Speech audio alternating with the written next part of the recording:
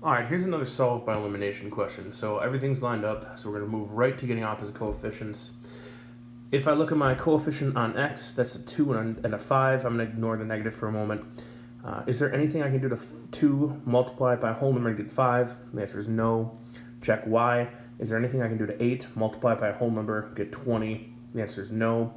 So now we're just going to have to do the method where we're just going to pick to eliminate x or y. Again, this will work every single time. Go ahead and put both in parentheses and just pick x or y.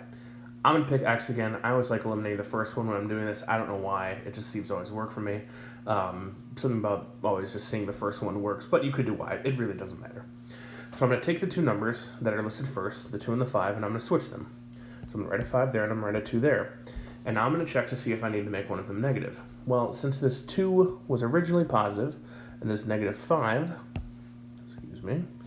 this negative 5 was originally negative, they're already opposite signs. So I do not need to make my 2 on the outside negative, because that would flip the sign back and I wouldn't get opposite coefficients out of the same number. So now let's start distributing. We're going to take our top equation. We'll get 10x plus 40y equals 30.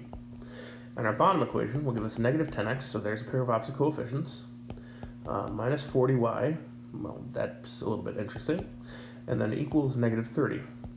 So let's get right to elimination at this point. Everything's lined up. Let's start adding down and see what happens. Here's our equal sign. Now, 10x minus 10x is 0, it goes away.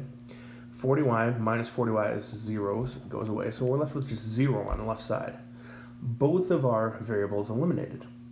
Now on the right side, 30 minus 30 is also 0, so you're left with essentially nothing. 0 equals 0. Now the thing about this though, this is 0 equals 0. This right here is a true statement. 0 does equal 0.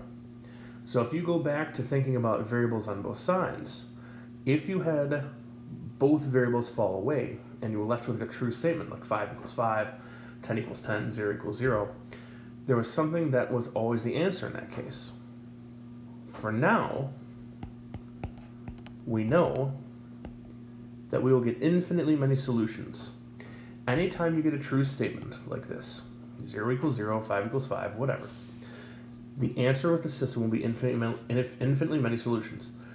What exactly that means, we can get into later, but just know when you're doing elimination or even substitution, if the variables fall away and you get numbers that are equal to each other, you're going to have an answer of infinitely many solutions.